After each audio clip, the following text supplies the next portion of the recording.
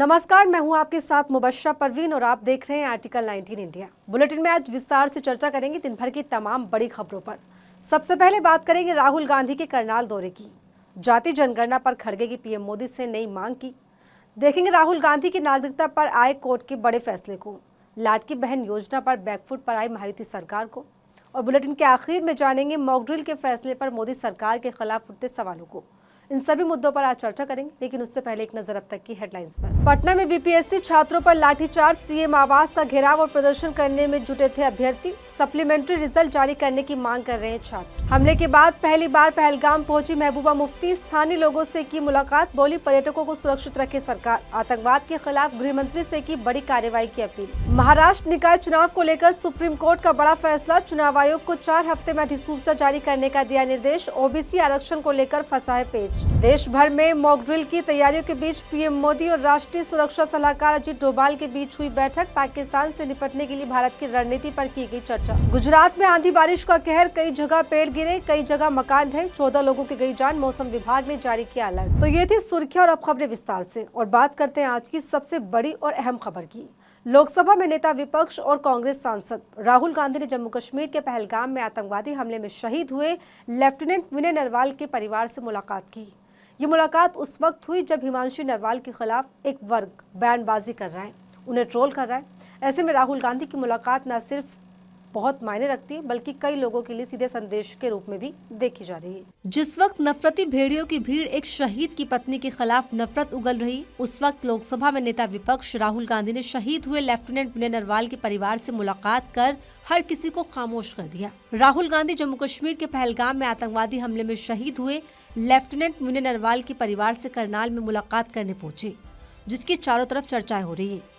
जब एक वर्ग हिमांशु नरवाल के बयान पर उनके खिलाफ बोल रहा है, उन्हें ट्रोल कर रहा है, उस वक्त कांग्रेस सांसद ने लेफ्टिनेंट विनय नरवाल के परिवार का हौसला बढ़ाया और उनके परिवार के साथ खड़े होने की बात कही। बता दें, पहलगाम के बेस्टर्न घाटी में 22 अप्रैल को आतंकवादियों ने नेवी अफसर विनय नरवाल समेत 26 लोगों की हत्या कर दी थी। इस दौरान विनय नरवाल के शव के पास बेजान बेटी हिमांशी की तस्वीर पहलगाम आतंकी हमले की पहचान बन गयी, जिसको हर किसी ने सहानुभूति दी। लेकिन इसके थोड़े दिन बाद ही लेफ्टिनेंट विनय नरवाल की पत्नी सोशल मीडिया पर ट्रोलर्स के निशाने पर आ गई और इसकी वजह रही हिंदू मुसलमान पर हो रही नफरत के बीच हिमांशु नरवाल का अमन का पैगाम देना। दरअसल अपने दिवंगत पति विनय के बर्थडे पर हिमांशु ने किसी भी मुसलमान कश्मीरी से धार्मिक घृणा करने और निशाना न बनाए जाने की अपील की। इसके बाद से एक नफरती भेड़ियों की भीड़ ने हिमांशु को घेर लिया। सोशल मीडिया पर उनके बयान के विरोध में लंबी बहस छिड़ गई। लोगों ने गाली गलौज से लेकर हिमांशु नरवाल को आतंकवाद से सहानुभूति रखने वाली तक बता दिया। ऐसे में राहुल गांधी की इस मुलाकात ने न सिर्फ परिवार का ढाढ़स बांधा, बल्कि उन लोगों को भी जवाब दे दिया जो धर्म के आधार पर नफरत को बढ़ावा दे रहे हैं। जाति जनगणना के मुद्दे पर कांग्रेस मोदी सरकार को घेरने और सवालों की बौछार करने का एक भी मौका नहीं गंवा रही। जाति जनगणना की समय सीमा पर सवाल के बाद अब कांग्रेस अध्यक्ष मल्लिकार्जुन खड़गे ने पीएम मोदी को पत्र लिखकर बड़ी मांग कर दी है, जिसने मोदी सरकार की टेंशन को कहीं न कहीं बढ़ा दिया है। तो क्या है कांग्रेस की नई मांग जिस पर घिर गई है मोदी सरकार? जानने के लिए देखिए रिपोर्ट। पहलगाम आतंकी हमले पर एक्शन के बीच अचानक मोदी सरकार ने जाति जनगणना को मंजूरी तो दे दी, लेकिन ये मंजूरी मोदी सरकार के लिए टेंशन बनती दिखाई दे रही है। एक तरफ तो जहां इस ऐलान के बाद से देश की राजनीति में इसके श्रेय को लेकर मारामारी मची हुई है, तो वहीं दूसरी तरफ कांग्रेस ने मोदी सरकार को उसी के दांव में घेरते हुए सवालों की झड़ी लगा दी है। इसमें समय सीमा, बजट आवंटन और अन्य विवरणों से लेकर मांगे भी शामिल है।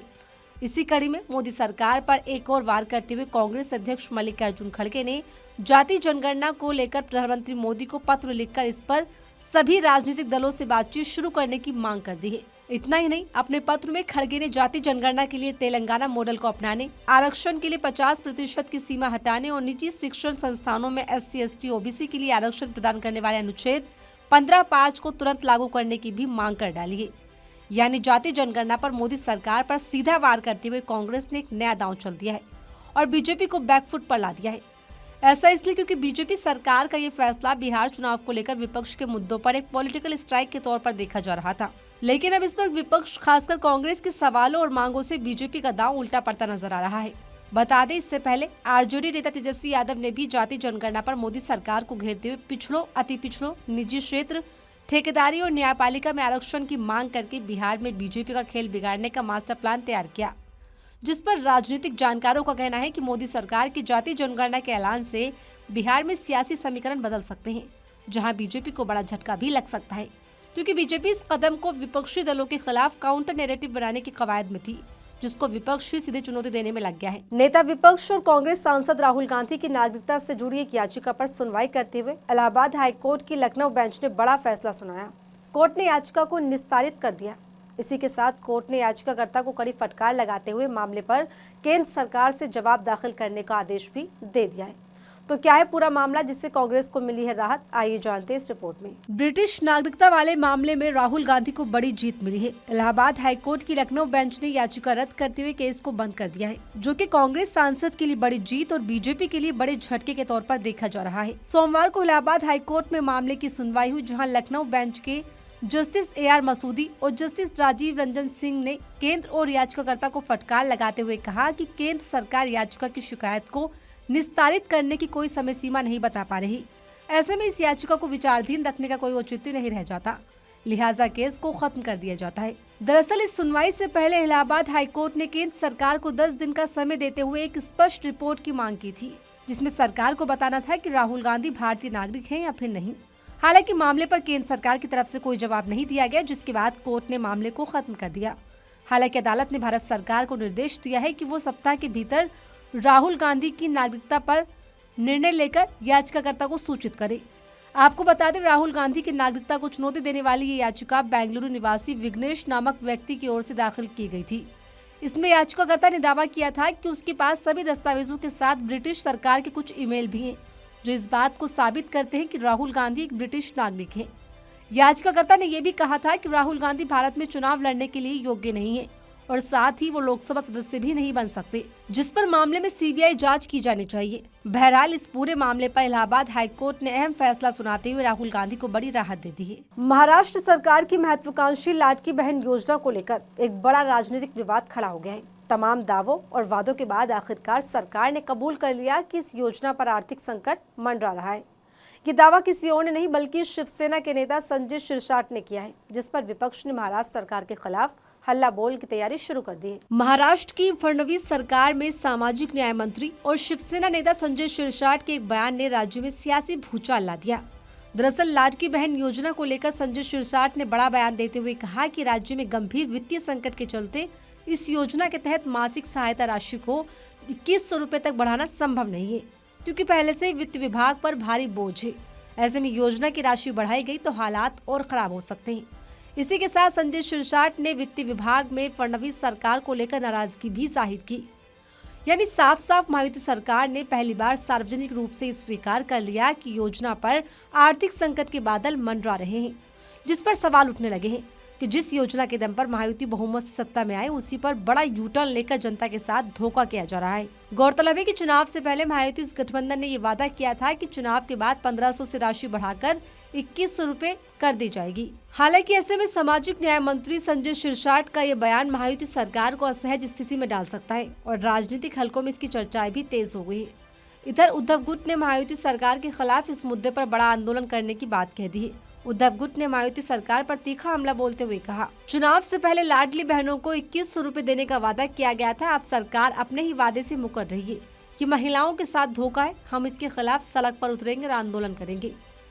बताते चले, ये वाकई पहली बार है जब महाराष्ट्र में गठबंधन सरकार के किसी मंत्री ने चुनावी वादे को लेकर सरकार की असमर्थता को स्वीकार किया है, जिसने महाराष्ट्र की सियासत में उथल पुथल मचा दी है। साथ ही फडणवीस सरकार की एक और योजना पर बैकफुट को भी सामने ला दिया है। कयास तो ये भी लगाए जा रहे हैं कि जल्द ही इस योजना को बंद करने की तैयारी महाराष्ट्र सरकार की तरफ से की जा रही है, जिस पर राजनीति गर्मा गई है। पहलगाम में हुए आतंकी हमले के बाद से भारत और पाकिस्तान के बीच तनाव के हालात हैं। भारत की तरफ से पाकिस्तान पर कई सख्त एक्शन लिए जा रहे हैं और अब इसी कड़ी में गृह मंत्रालय की तरफ से बड़ा एक्शन लेते हुए देश भर के 244 जिलों में मॉक ड्रिल करवाने का आदेश जारी कर दिया गया है। पूरी खबर देखिए इस रिपोर्ट में। 22 अप्रैल को जम्मू कश्मीर के पहलगाम में हुए आतंकी हमले के हफ्ता भर बीत जाने के बाद मोदी सरकार की तरफ से बड़ा फैसला लेते हुए देश भर के 244 जिलों में मॉक ड्रिल करवाने का आदेश जारी किया गया है। ऐसे में सवाल उठ रहे हैं कि तमाम राजनीतिक कार्यक्रम और चुनावी रैलियों और विपक्ष के खिलाफ काउंटर नैरेटिव जातीय जनगणना के ऐलान के बाद मोदी सरकार ने अपने इस आदेश से देशवासियों को ये दिखाना चाहा है कि जो देश चाह रहा है वो किया जाए। इस बीच रक्षा मंत्री राजनाथ सिंह ने भी पाकिस्तान को सख्त लहजे में चेतावनी देते हुए और प्रधानमंत्री मोदी के नेतृत्व की सराहना करते हुए कहा कि देश जैसा चाहता है वैसा होकर रहेगा। गौरतलब है कि ये बयान रक्षा मंत्री ने दिल्ली के बकरवाला आनंद धाम आश्रम में आयोजित सनातन संस्कृति जागरण महोत्सव में दिया। खैर, बता दें, गृह मंत्रालय की तरफ से दिए आदेश के मुताबिक मॉक ड्रिल में हमले के दौरान नागरिकों को बचाने के रूप में और उस वक्त बरतने वाले एहतियात को लेकर किया जाएगा।